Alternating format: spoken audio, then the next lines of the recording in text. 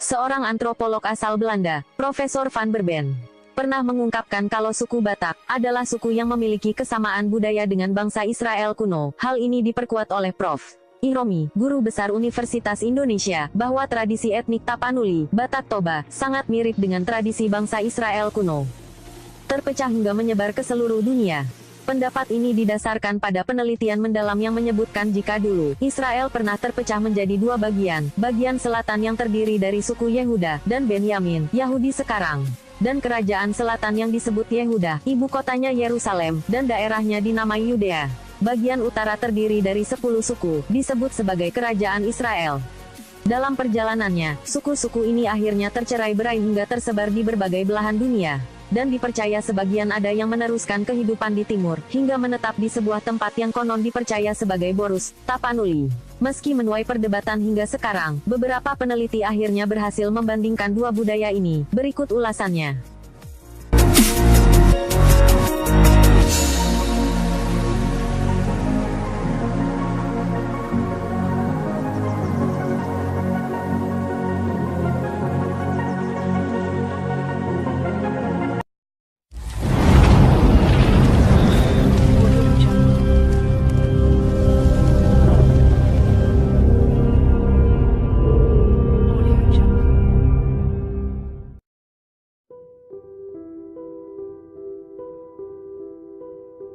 Semua orang Tapanuli, khususnya laki-laki, wajib hukumnya mengetahui garis silsilahnya, soalnya jika tidak tahu mereka biasa menyebutnya nalilu atau cacat kepribadian. Sama halnya dengan bangsa Israel kuno, mereka juga menganggap bahwa silsilah sangatlah penting. Dalam suku Batak sendiri, asal-usul menurut garis keturunan ayah biasa disebut Tarombo.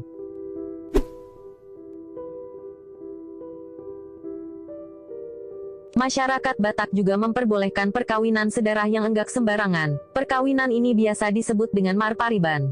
Hemat katanya, pariban bagi laki-laki biasa disebut dengan sebutan boru, tulang atau anak perempuan dari saudara laki-laki ibu, sedangkan bagi perempuan disebut ninamboru, anak laki-laki dari saudara perempuan bapa. Coba bandingkan dengan yang ada dalam kisah Israel sendiri. Di sana diceritakan Yakub menikah dengan paribannya, anak perempuan Laban, yaitu Lea dan Rahel, sedangkan Laban sendiri adalah tulang dari Yakub, saudara laki-laki Ribka, ibu Yakub. Di dunia ini hanya orang Israel kuno dan Batak saja yang memegang tradisi ini.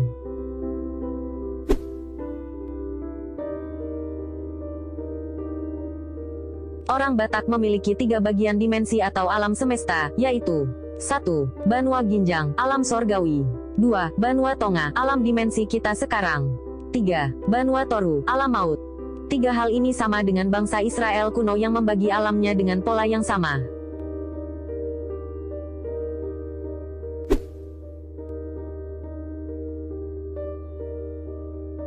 Jauh sebelum arus globalisasi berpengaruh besar seperti sekarang, suku Batak, terutama orang tua, selalu menitipkan tepat sirih, sehelai ulos, sebatang tongkat, atau apapun sebagai tanda jaminan hutang kepada pemberi hutang. Dan anehnya hal ini juga dilakukan oleh Israel hingga sekarang.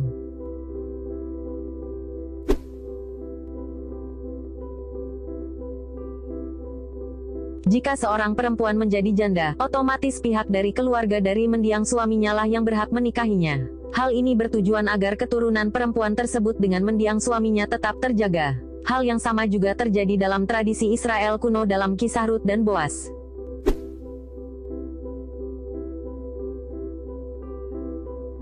Soal marah, tentunya orang Batak juga dapat marah juga, cuma marahnya beda sama kebanyakan orang di dunia. Well, orang Batak kalau lagi marah pasti mengeluarkan sumpah serapahnya, yang bisa diartikan sebagai, beginilah kiranya Tuhan menghukum aku kalau kamu tidak kuinjak, kulibas, kuhabisi. Hal yang sama juga dilakukan oleh orang Israel, dalam Taurat dan Injil Perjanjian Lama, sumpah serapah Nabi Daud pada Nabal. 1 Sam 25, perhatikan ayat 22 yang persis sama dengan sumpah serapah orang Batak.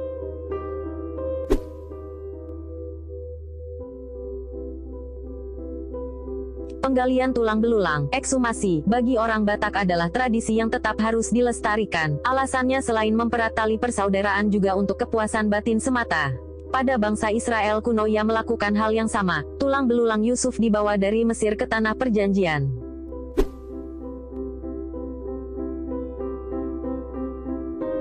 Hal yang wajar jika satu keluarga menangis karena meninggalnya salah satu sanak familinya. Dalam bahasa Tapanuli tradisi ini disebut dengan mangandung.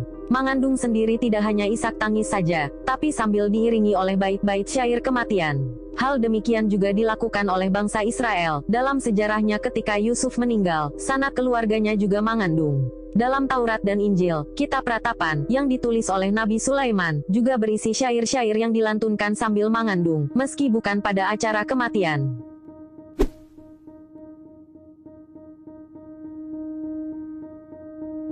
Budaya Batak dan budaya Israel juga memiliki kesamaan dalam hal anggota tubuh. Keduanya menganggap bahwa kepala adalah bagian tubuh yang paling tinggi martabatnya, sedangkan yang paling rendah adalah telapak kaki.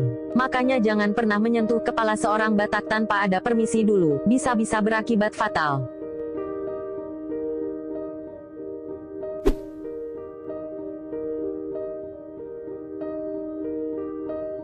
Hal yang sama juga terjadi dalam hierarki. Dalam sebuah keluarga budaya Batak dan budaya Israel kuno, menilai posisi paling tinggi di antara seluruh keturunan dalam sebuah keluarga adalah anak sulung. Selain sebagai pemecah masalah, panutan bagi saudara-saudaranya yang lain, anak sulung juga akan menjadi pengganti jika ayah meninggal. Hal ini seperti yang diungkapkan dalam Umpasa. Atau bisa dipahami kalau anak sulung memiliki karisma, wibawa dan tanggung jawab yang besar.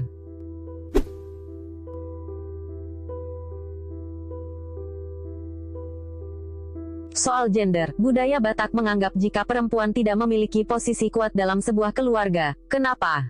Karena perempuan nantinya akan dimiliki orang lain yang bisa saja tidak bisa meneruskan marga.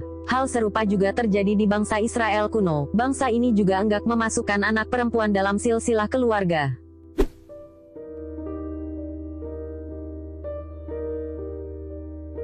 Dalam tradisi Parmalim, agama Batak kuno, setiap anak bayi yang lahir selama 7 hari, wajib dibawa ke pancur untuk dimandikan sekaligus untuk memberikan nama. Setelah itu kemudian diadakan pesta Martutu Aek. Bangsa Israel juga berbuat demikian, bayi mereka yang baru lahir dilarang diberi nama, sebelum waktunya tiba, 7 hari.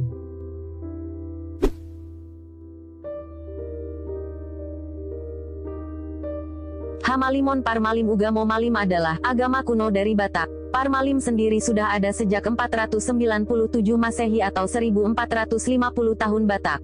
Ketuhanan menurut Hamalimon Parmalim, Tuhan adalah mula jadi Nabolon, yang besar yang tidak berujung. Dia adalah mutlak absolut, Maha Esa, Maha Kuasa, Maha Agung dan tidak dapat dibandingkan. Sedangkan dalam praktik keagamaan, agama Batak kuno ini melakukan upacara Patikni Ugamo Malim, yang bertujuan untuk mengetahui segala kesalahan dan dosa serta meminta ampun kepada Tuhan Yang Maha Esa. Bangsa Israel juga demikian. Bagi mereka, Tuhan yang mereka sembah, Yahweh, adalah Tuhan Yang Maha Esa. Hal ini sudah banyak disebutkan beberapa kali dalam kitab suci orang Israel, Taurat.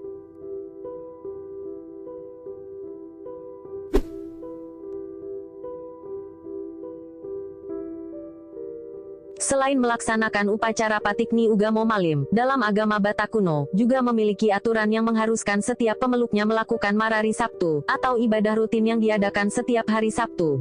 Bangsa Israel, khususnya umat Yahudi, juga melakukan acara keagamaan setiap hari Sabtu yang dikenal dengan sebutan Sabat.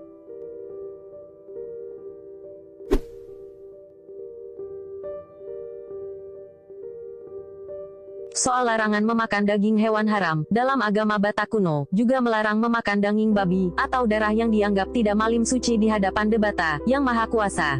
Hal yang sama juga terdapat dalam kepercayaan bangsa Israel, mereka juga menilai memakan daging haram, juga dianggap tidak baik di hadapan Tuhan.